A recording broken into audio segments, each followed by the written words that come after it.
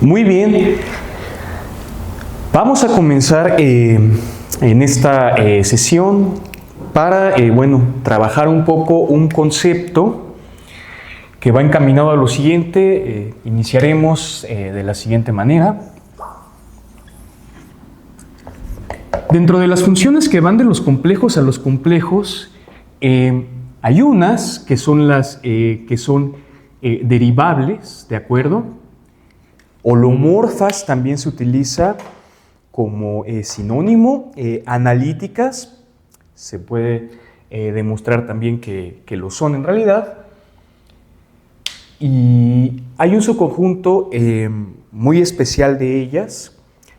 Estas funciones complejo derivables, analíticas, holomorfas, que son el objeto de estudio de la variable compleja, dentro de ellas hay un subconjunto muy particular, muy particular, muy importante de ellas, que en ocasiones también se utiliza como sinónimos, que son, y aquí le voy a poner un pequeño costalito que está adentro de las derivables, que son las conformes o los mapeos conformes, ¿no?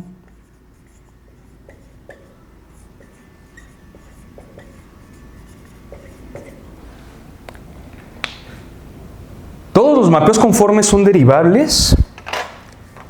No todas las funciones derivables son mapeos conformes, aunque casi.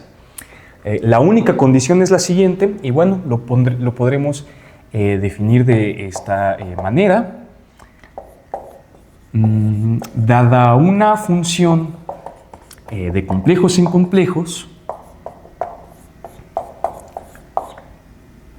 derivable en el sentido complejo en un punto Z0 le voy a llamar, complejo derivable, pues, C derivable, ¿de acuerdo? Complejo derivable en el punto Z0, ¿de acuerdo? Z0 complejo. Decimos que es conforme en ese punto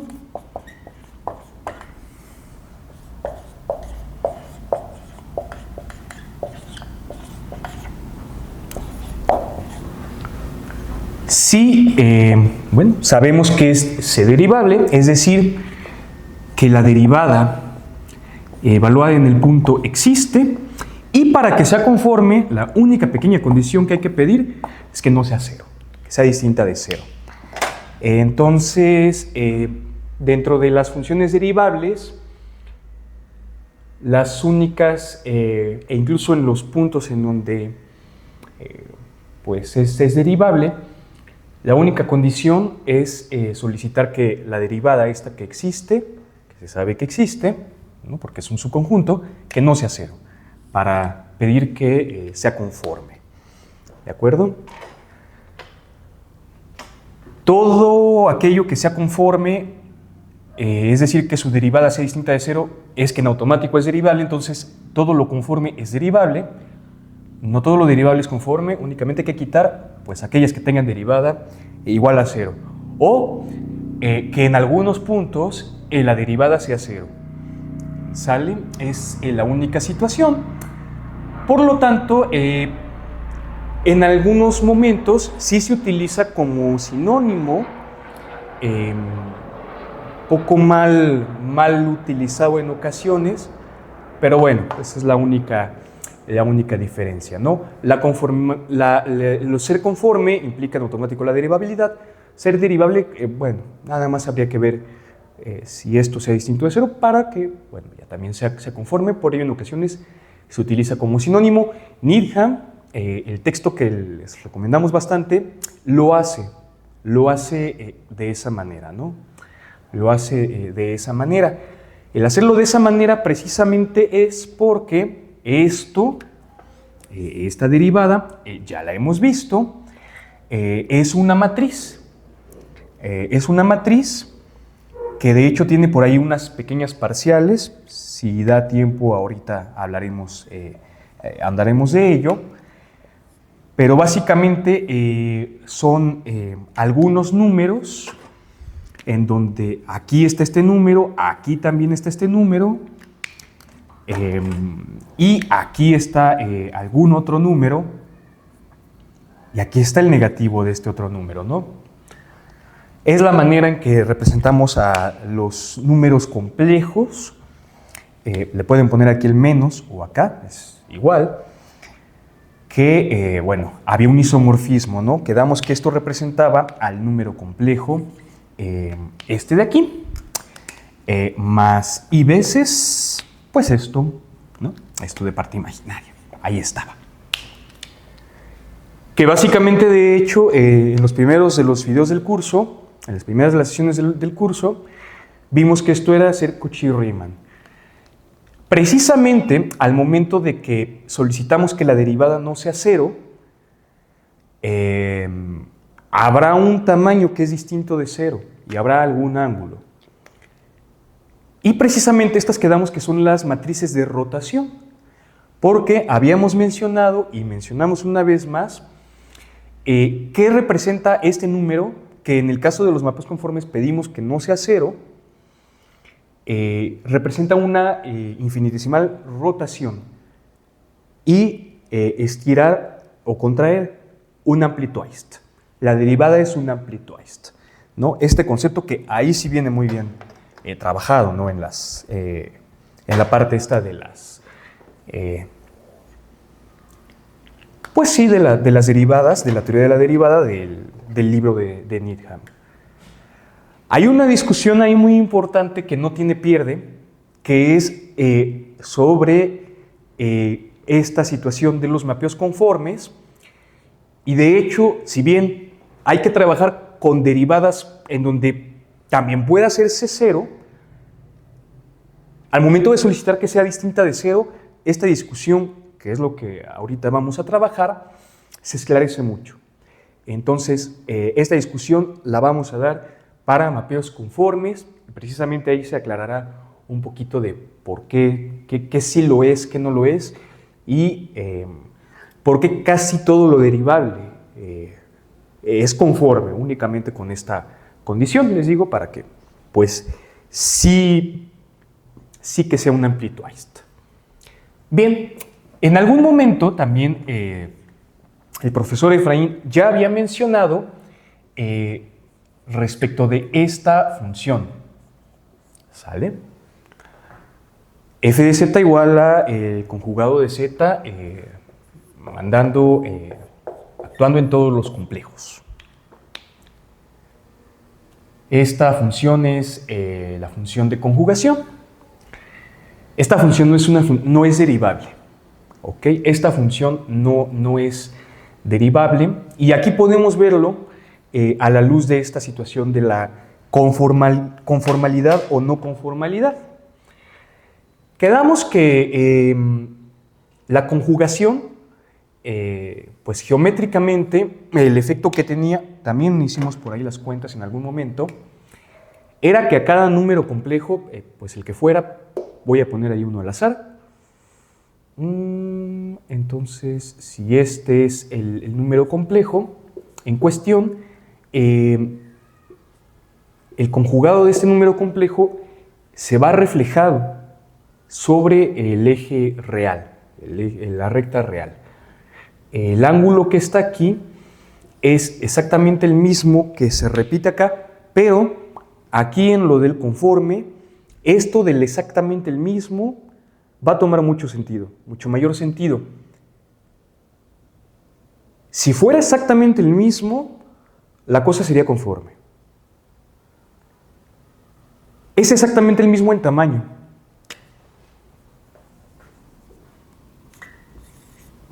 Pero es distinto en orientación, y esto lo cambia todo. En tamaño son el mismo ángulo, pero la orientación aquí lo cambia en realidad todo, y precisamente por ello es que este no es un amplitude. A ver, veamos. Un amplitude es en el término de esta situación de conformalidad, les digo que, bueno, restringidas las derivables a esto de aquí. Ahorita nada más vamos a, por un momento, trabajar con que las derivables sean las que son distintas de cero.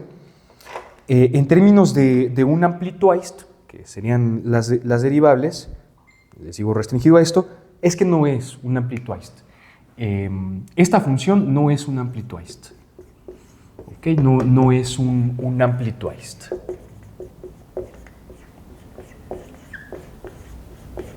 Vamos, no es conforme, y si no es conforme, menos será derivable. ¿Pero por qué no es conforme y por ende no es derivable?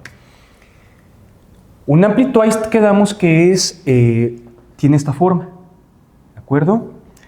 La derivada, en caso de que llegue a existir, veremos que no existe, en caso de que llegue a existir, expande las cosas, la parte del amplit, por el mismo factor y las gira por un mismo ángulo, todo, de manera cercana a un punto. Al momento de colocar un zoom en esto, vamos a ver qué pasa. Al momento de colocar un zoom,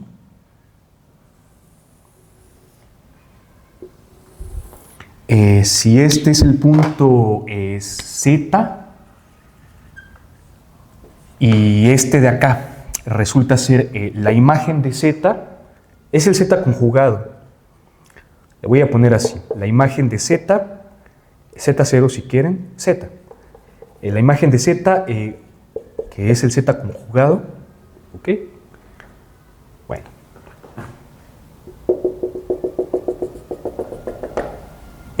Bueno, pues ya. Al dejar actuar ambas cosas, si se le coloca un zoom para ver cómo es el efecto infinitesimal de esta situación, lo que podemos ver es lo siguiente. Yo voy a pintar, por ejemplo, una curva, incluso si quieren la voy a hacer uniendo segmentos rectilíneos, para que vean. Voy a ponerme por aquí con un ángulo y por aquí con este ángulo. Y voy a pintar por acá otro. ¿No? Otra un poquito diferente tal vez. Por aquí me voy con un ángulo y por aquí me voy con otro ángulo. Ya coloqué dos. Al momento de que todo esto se refleje en el eje imaginario, ¿qué es lo que va a pasar? Esto es la ley de la reflexión, ¿no? de la óptica geométrica. Si aquí hay un ángulo de incidencia, por ejemplo, del eje real con la recta verde, por un momento lo anoto, el reflejado de la recta verde va a tener que contener este mismo ángulo. Bueno, es que no es el mismo, es el mismo en tamaño, es casi el mismo, ¿de acuerdo? Ahora sí, voy borrando un poco esto. Voy borrando un poco. O bueno, si quieren lo dejo, no, se puede quedar. Y vale, se refleja, entonces voy reflejando. Ah, bueno, pues ya llegamos para acá. Y lo mismo, lo análogo, pasará con este otro ángulo alfa, este otro ángulo beta. Acá también es que tendrá que ser menos alfa, y entonces al momento de reflejar la línea naranja, otra vez, ¿no? Vámonos, pero vámonos con menos beta, ¿no? Con menos beta. Y entonces, ¿qué es lo que va a estar sucediendo? Voy a tomar como ejemplo los tamaños.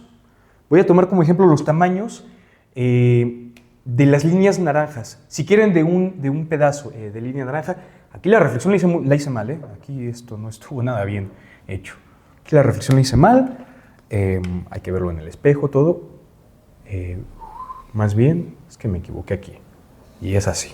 Ahí está, ya. Ahora sí, ¿no? Y el menos beta va de aquí para acá. Si ahí reflejé mal, ¿no? Bueno, pero es así.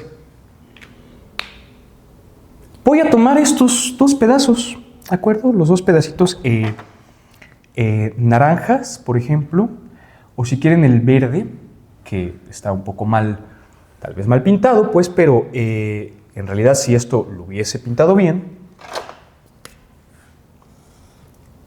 ¿qué hubiera ocurrido infinitesimalmente con este segmento? Este segmento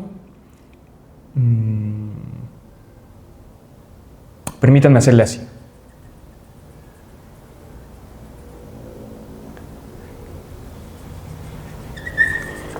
En tamaño es una reflexión. La transformación esta de conjugación es una reflexión y es una transformación rígida. Al ser una transformación rígida, no puede cambiar los tamaños, ¿no? La definición de transformación rígida no cambia los tamaños. Entonces, este tamaño le voy a llamar A complejo al tamaño.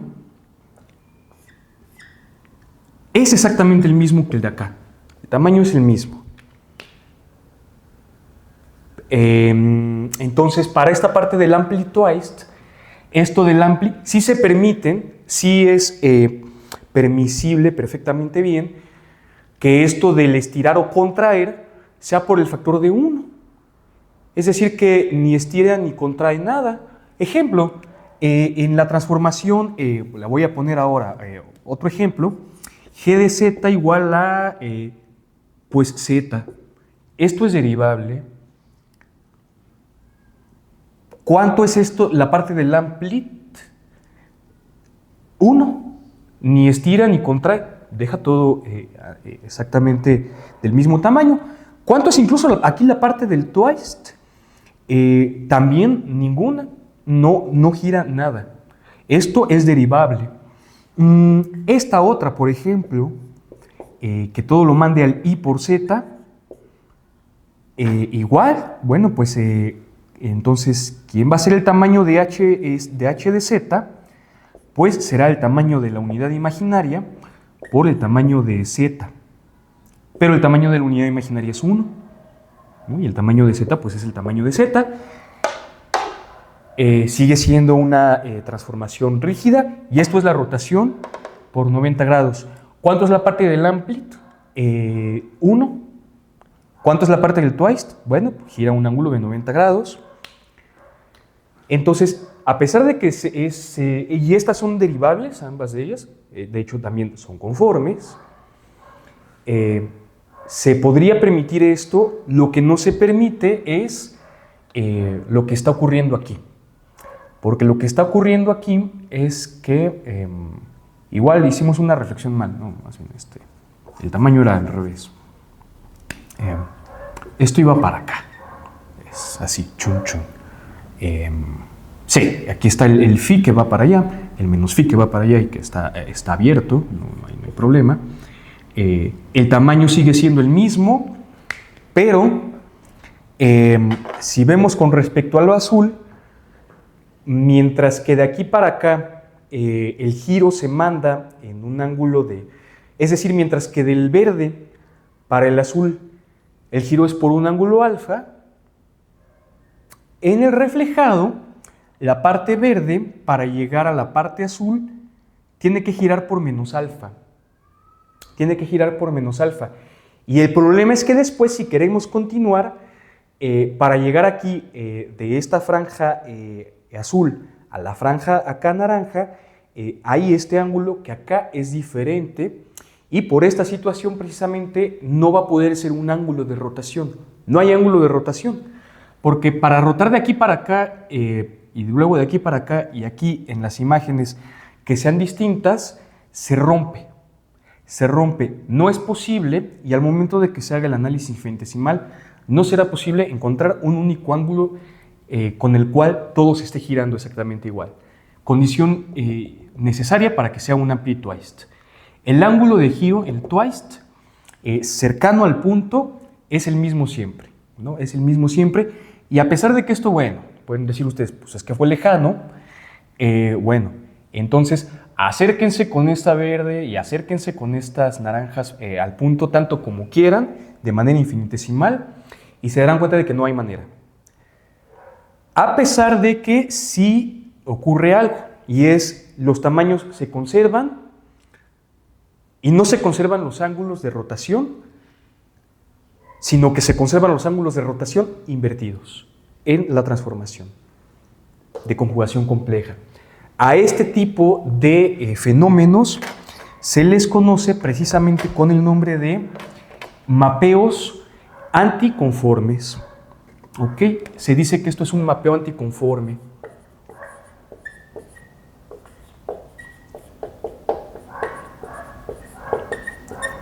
¿Qué es un mapeo anticonforme? Un mapeo anticonforme sí cumple con la parte del amplit. Incluso se valdría, por ejemplo, que esto fuese el doble. O sea, si este es un mapeo anticonforme, este otro que yo pondré por acá, L de Z, igual a el triple de la Z conjugada. Bueno, pues también, o sea, de alguna manera lo será, ¿no? Se permite eso, cumple con la parte del amplit, pero no cumple con la parte del twist. ¿De acuerdo? Los mapeos anticonformes sí tienen el amplit, pero no tienen el twist. No hay un giro, hay una antigiro. Lo que acá se gira, lo que aquí yo giro viendo las cosas así, es lo que en la transformación, en las imágenes, ahora lo tengo que ver así, me tengo que reflejar. ¿De acuerdo? Porque es una reflexión con el eje real. Esos son los mapeos anticonformes. Los conformes son derivables, bueno, de hecho tienen derivada distinta de cero, ahí quedamos, por el inicio, automáticamente son conformes. Los anticonformes no son derivables, no son conformes, son anticonformes, no son derivables. Y precisamente esto es por lo cual este tipo de mapeos quedan fuera, ¿de acuerdo? Quedan fuera de nuestra discusión de la derivada. Este no será un mapeo derivable. Y no es un mapeo derivable precisamente porque si nosotros quisiéramos ver, a ver, ¿qué pasaría si fuese derivable? Pues existiría este número. Y este número quedamos que lo que representa es un ampli twist. Estirar o contraer y girar. Todo se estira y contrae cerca del punto por el mismo factor. Todo gira por el mismo factor. El estirar y contraer aquí es por 1. Eso está perfectamente cumplido aquí. Pero, a ver, giren y giren, no hay un mismo factor. No es posible encontrar un mismo factor. Aquí hay alfa, aquí menos alfa, y luego de aquí para acá menos beta. Bueno, de aquí para acá alfa, de aquí para acá menos alfa. Pero luego de aquí para acá beta y luego de aquí para acá menos beta, no hay un único giro. No se gira todo por el mismo factor. ¿De acuerdo? Entonces se tiene que ver reflejado. Es la gracia que tienen los mapeos anticonformes. ¿De acuerdo? Entonces ellos quedan fuera de la situación de derivabilidad. Ahora, lo que sí es que si un mapeo anticonforme se conjuga, dará otro mapeo. Ese sí se da conforme, ¿no? Porque es reflejar y volver a reflejar. Si es anticonforme, cumple con esta parte y con esto no lo cumple porque se invierte la orientación. Esa es la parte de los mapeos anticonformes. No conservan el ángulo de rotación. Lo conservan en tamaño, pero invierten la orientación. ¿Qué es esto de aquí? Esto en tamaño, este ángulo en tamaño, si es el mismo que este en tamaño, si es el mismo que este en tamaño, todos son, pero la orientación está invertida. ¿De acuerdo? Entonces, conservan no el ángulo de giro, conservan el tamaño del ángulo de giro, pero con una orientación invertida. Bueno, si se tiene un mapeo anticonforme, el que sea, y se conjuga, si se tiene este mapeo anticonforme y se conjuga, entonces se produce un mapeo conforme. Porque si esto tiene la parte del amplit y conserva el tamaño del ángulo de giro, pero invierte la orientación, entonces esto tiene la parte del amplit y conserva el tamaño del ángulo de giro, y al invertir la orientación y volverla a invertir, ya no la invierte. ahí sí se va a poder encontrar un único ángulo de giro, ahí sí se va a poder encontrar la parte del twist. Les recomiendo mucho para mayor referencia que busquen esta parte. La parte en el libro de Tristan Needham del mapeo de lo que es conforme y de lo que es anticonforme. Les digo, lo menciona, hace una igualdad incluso en sentido estricto entre lo que es derivable y lo que es conforme. En sentido estricto no lo es, pero casi que lo es. Casi que lo es, y esto explica el por qué en varias ocasiones se puede tratar así, se puede trabajar así. Ahora, una situación también que en ocasiones suele ser muy importante para esta parte son unas derivadas muy especiales. Vamos a continuar con las funciones derivables.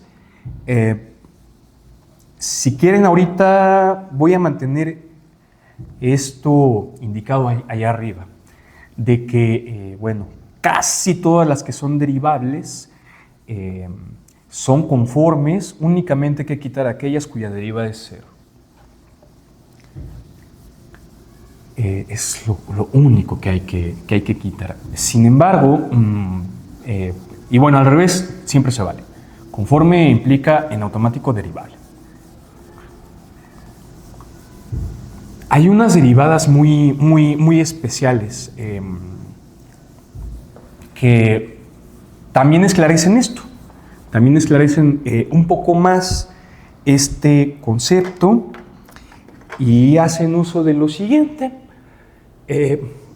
Para ello vamos a tener que utilizar un poquito la definición de derivada. Déjenme ver.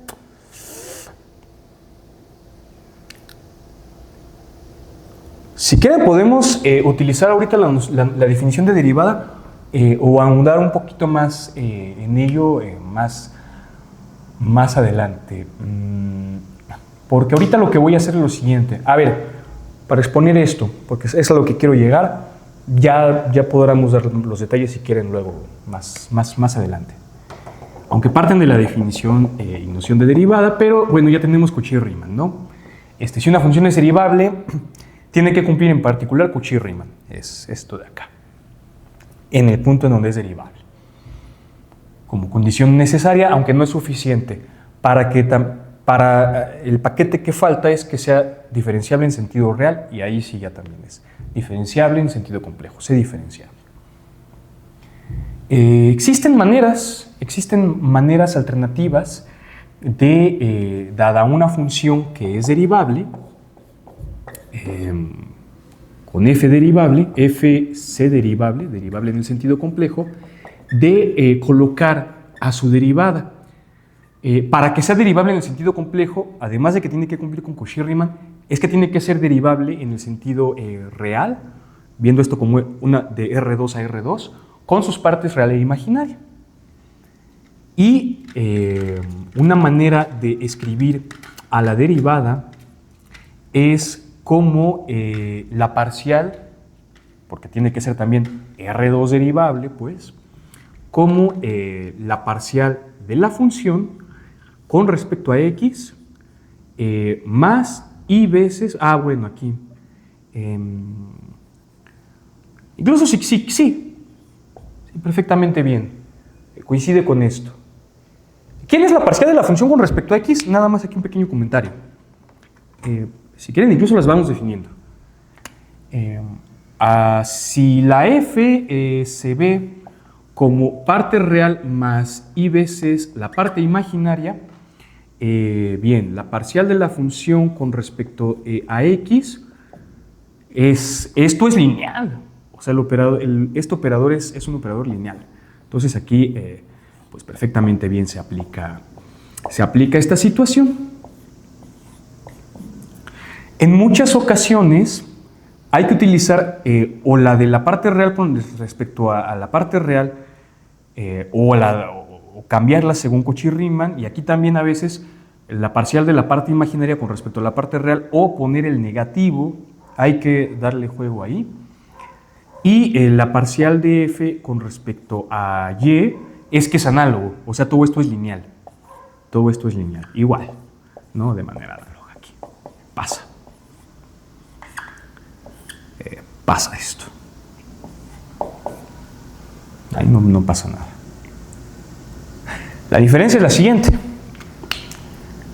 Esto, cuando la función es derivable, existirá y coincide con ser la derivada. Coincide perfectamente bien con ser la derivada. Esto no. Eso no coincide con ser la derivada. Ojo, esto luego llega a ser un error un poquito frecuente. Si quieren lo voy a poner. Si en algunas ocasiones tratar de poner a la derivada como la parcial de f con respecto a y, aquí lo voy a poner en una pequeña cajita. Error un poco frecuente. Error un poco frecuente, en realidad no es así.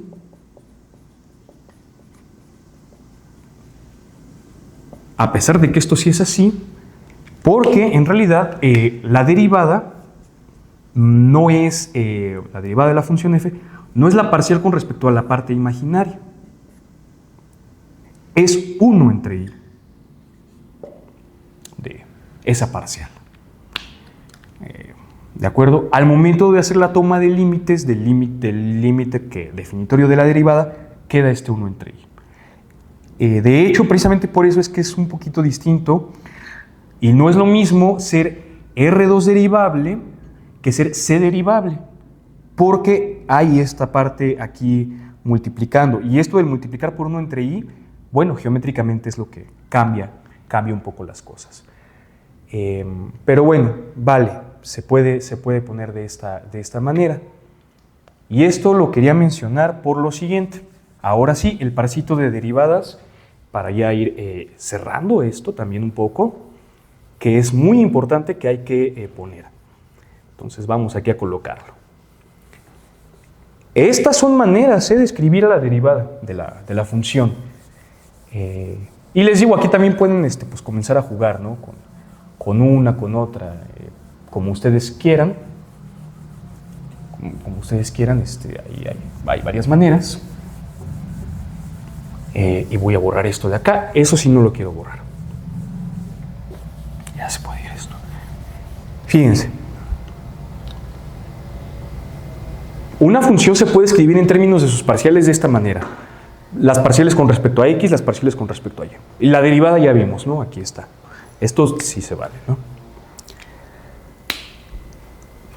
Pero resulta una situación. Nosotros sabemos que si z es de la forma x más y veces y, entonces el conjugado de z es de la forma x menos y veces y. Al momento de hacer la suma de los dos, se quita esto y queda el doble de la parte real. Eso quiere decir que la parte real es la suma de z con z conjugado entre 2. Y si se restan, si los restamos, entonces, es decir, si al z le restamos el z conjugado, la parte real se va a ir y quedará el doble de la parte imaginaria.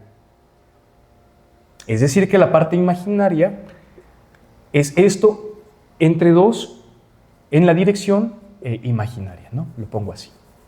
Aquí está.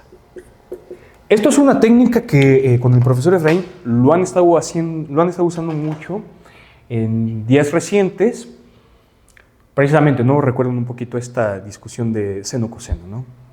Ahí ocurre mucho esta situación. Y entonces lo que se puede hacer es, pues, de alguna manera colocar a esto y colocar algún tipo de expresión en términos de unas nuevas variables, porque aquí las variables son la parte real y la parte imaginaria, las x y las y. Tienen una escritura aquí de la parcial de f con respecto a x, de la parcial de f con respecto a y, que da dos escrituras de la derivada, pero entonces también se puede hacer un pequeño cambio de variable.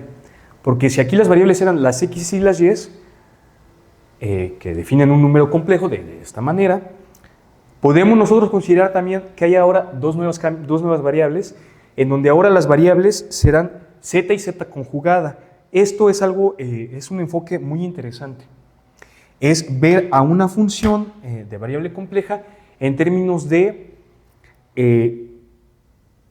su parte compleja, ya no su parte real y su parte imaginaria, su parte compleja y su parte conjugada compleja, ¿no? Es algo un poco extraño. Si se tiene la una, se tiene la otra, si se tiene la otra, se tiene la una. Aquí si se tiene la parte real, no se tiene la parte imaginaria, no lo sé. Tampoco si se tiene la parte imaginaria, se tiene la parte real, ¿no? Sin embargo, aquí sí, con tener una de ellas, la otra queda completamente determinada. Entonces es algo un poco extraño, pero bueno, se puede hacer eso y se puede ver lo siguiente. Se puede obtener la parcial de la función con respecto a la variable z, mediante les digo, cambiando el enfoque, ahora en vez de que las variables sean x y y, ahora serán z y z conjugada. Y entonces aquí, dado que la función dependa de z, lo que vamos a hacer ahora es utilizar la regla de la cadena, porque la función sabemos que dependía de x y de y, ¿no? Entonces, bueno, pues ya esto será la parcial de la función con respecto de x por la parcial de la función, perdón, de la x, pues ahora con respecto a z, más la otra de las variables con respecto a las cuales depende la función es con respecto a y. Y acá también habrá que poner la parcial con respecto de y, porque se está haciendo este cambio de variables. Ok, la parte z. ¿Que esto cuánto es? Bueno, pues precisamente aquí en automático la parcial de x con respecto de z es 1/2. 1/2. ¿Y quién es la parcial de y con respecto de z? 1 entre 2i. Aquí es 1 entre 2, ok, esta parcialita de aquí, parcialcita, es 1 entre 2, y esta es 1 entre 2 veces i. 1 entre 2. 1 entre 2 veces i.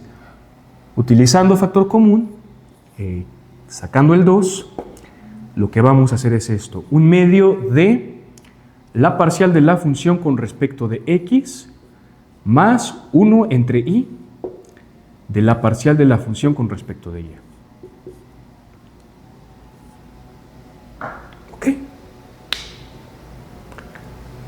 ¿Y quién es la parcial de la función con respecto de x y la de la función con respecto de y? Ahí está. De hecho, si se dan cuenta, me voy a jalar esto para acá. Jalaré esto. En el caso de que f sea derivable, si f es derivable, es c derivable,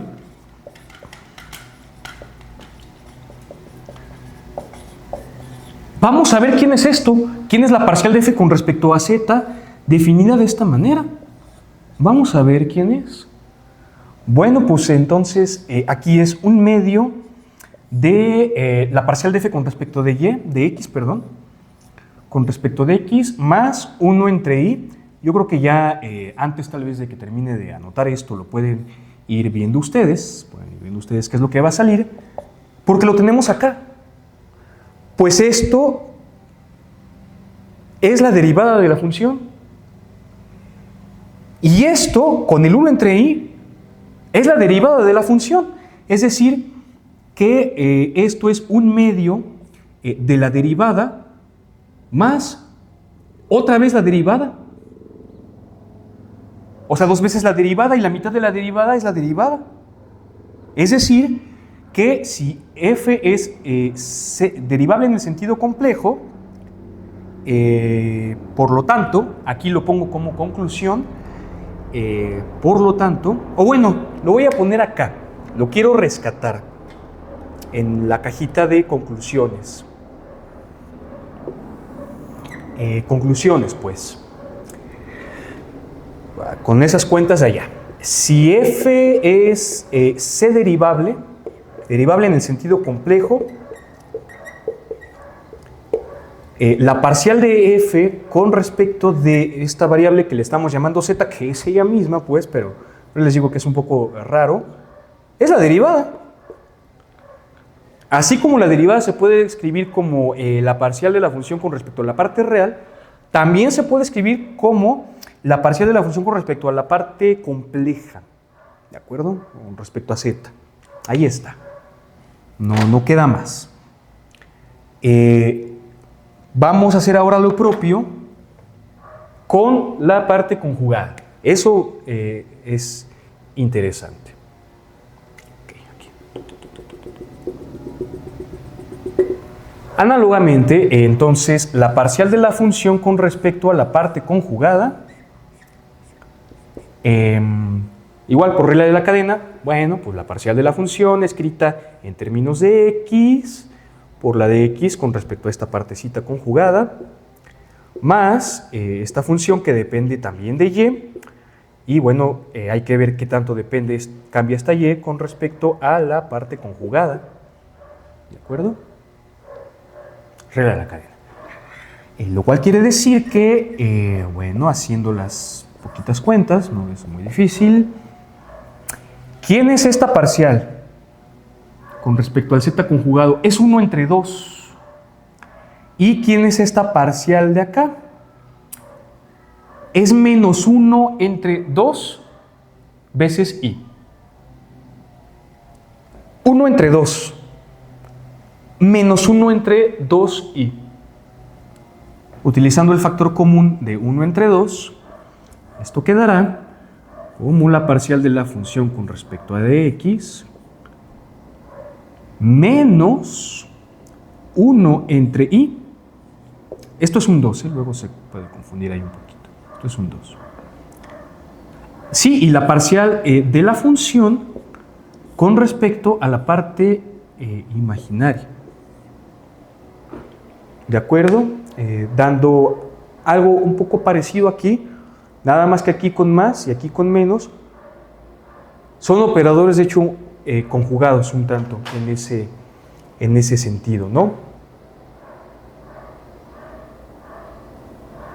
Y fíjense, las cuentas, y ahora estas cuentas las puedo hacer por acá. Vamos a ver quién es esto en el caso de que la función sea c derivable. Ya para ir finalizando. Bueno, tal vez donde ocupe. Sí, está bien. Sí puedo tal vez utilizar acá. Sin tanta falla.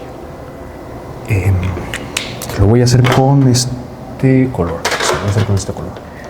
Si f es c derivable, si f es complejo derivable, vamos a ver quién sale aquí. Creo que ya lo ven, ¿no? La parcial de f con respecto de z es, bueno, la mitad de la parcial de f con respecto de x menos 1 entre y la parcial de f con respecto de y. Que esto es la mitad de, ok, si f es c derivable, esto coincide con su derivada. Menos, y esto con todo el 1 entre i por la parcial de f con respecto de y, el 1 entre i por la parcial de f con respecto de y, coincide con su derivada. Entonces es la mitad de la derivada menos la derivada, y la derivada menos la derivada es 0. Por lo tanto, si f es c derivable, pasan dos cosas. Tal vez lo tenga que anotar con rojo. La parcial de f con respecto de z es la derivada misma, y la parcial de f con respecto de z conjugada es 0. Estas son las conclusiones a las que se tenía un poquito que llegar, porque, bueno, pues ahí hay un par de expresiones muy importantes, y este también es un resultadote. Se puede utilizar para algunas maneras de reescribir la derivada. Sabes que si f es c derivable, complejo derivable, entonces pasan dos cosas. La primera es que la parcial de la función con respecto de esta variable z, que bueno, pues es la variable compleja, es la derivada, ni más ni menos, y también que la parcial de la función con respecto a su conjugada es 0. ¿De acuerdo? Estas son las dos conclusiones obtenidas a partir de dos operadores. El operador 1, que es el de parcial de f con respecto de z, escrito de esta manera, y el operador 2, que es la parcial de f con respecto de z conjugada, escrito de esta manera. A estos dos operadores en conjunto se les llama derivadas de Wirtinger, ¿ok? Derivadas de Wirtinger.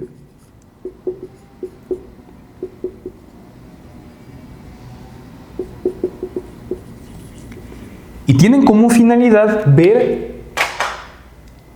así como la parcial de la función con respecto a la parte real es ver cuánto cambia en el eje real,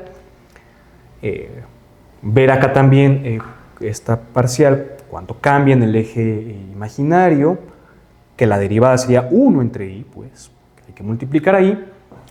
Estas tienen por finalidad básicamente medir el cambio de la función con respecto a la parte compleja y con respecto a la parte conjugada compleja. Cuando la función es complejo derivable, quedamos que sea complejo derivable es derivable en el sentido de R2 y además cumplir Cauchy-Riemann. Si solo son derivables las funciones, una función que vaya de R2 a R2, que si solamente es derivable en el sentido real, pero no cumple Cauchy-Riemann, bueno, no será derivable en el sentido complejo. Aunque de todas maneras estas van a existir, estas existen nada más con que la función sea derivable en el sentido de variable real. Para que también sea derivable en el sentido complejo, necesita cumplirse Cauchy-Riemann, y en el caso de que se cumpla Cauchy-Riemann es porque la función es derivable y esto es la derivada y esto es 0. Precisamente por ello es que se dice que el cambio, cuando la función es complejo derivable, el cambio con respecto a la z es esa derivada, esa es la derivada, esta parcial coincide perfectamente bien con la derivada, y esta parcial es 0. No hay cambio en la parte conjugada. Así como están la parte de x y de y, que son la parte real y de imaginaria, al momento de que colocamos estas, que son la parte compleja y la parte compleja conjugada, pues esto mide los cambios.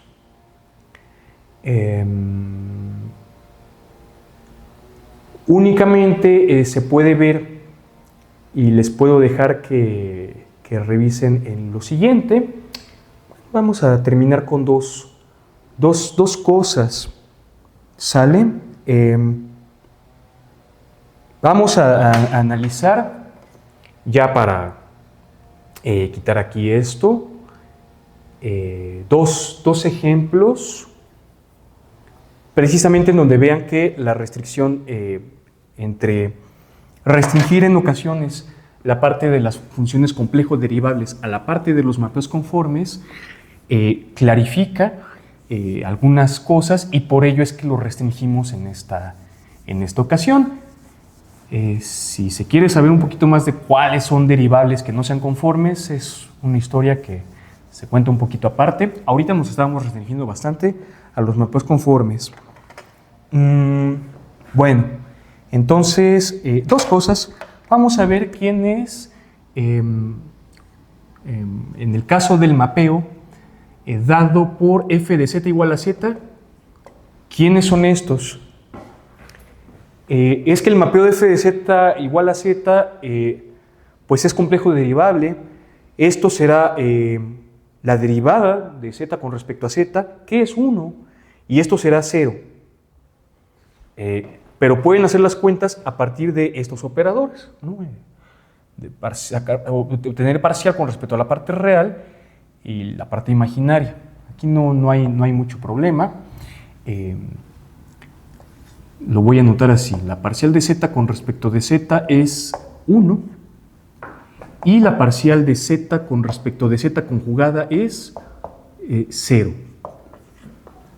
Y en el segundo caso, precisamente para esa transformación de ahí, ¿no? Para esa que está ahí, la parcial de la función con respecto de x, bueno, pues aquí habría que escribir que entonces g de x más y veces y se vaya en x menos y veces y. Esta parcial con respecto de la parte real es 1 y esta parcial con respecto de la parte de y es menos y. Es decir, que queda 1 menos 1 entre y multiplicado por menos y. Si quieren pongo las cuentas. Bueno, y con un medio. Un medio por 1 menos 1 entre y multiplicado por esto que es menos y. 1 entre y multiplicado por esto que es menos y. Menos por menos más, y entre y 1, 1 más 1, y la mitad de 1 más 1 es 1. Y entonces con ello queda que la parcial del z conjugado con respecto al z conjugado es 1 precisamente, y pueden calcular la parcial del z conjugado con respecto de z, les va a dar 0, ¿no? Entonces, esta función tiene todo de conforme y nada. Esta función tiene todo de conforme y nada de anticonforme, así como esta función tiene todo de anticonforme y nada de conforme.